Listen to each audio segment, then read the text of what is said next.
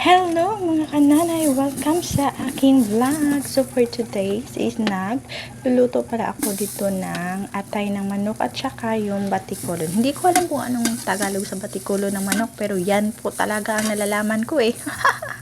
So by the way, yan, linalagyan ko po siya ng butter.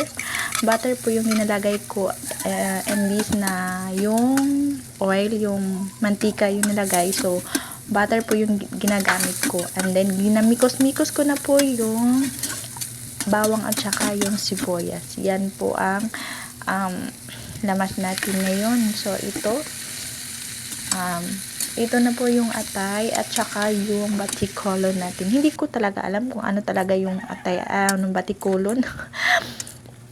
Mga kananay, kung alam niyo kung paano yung pangalan ng atay ng manok, ay yung batikulo ng manok, paki-comment na lang sa baba, no? So, linagyan ko po siya ng tomato paste para naman mas may kulay siya, 'di ba? So, hindi ko na siya linagyan ng atsal kasi medyo mahal, no? It's so mahal-mahal. So, ang linagay ko yan is pada na lang.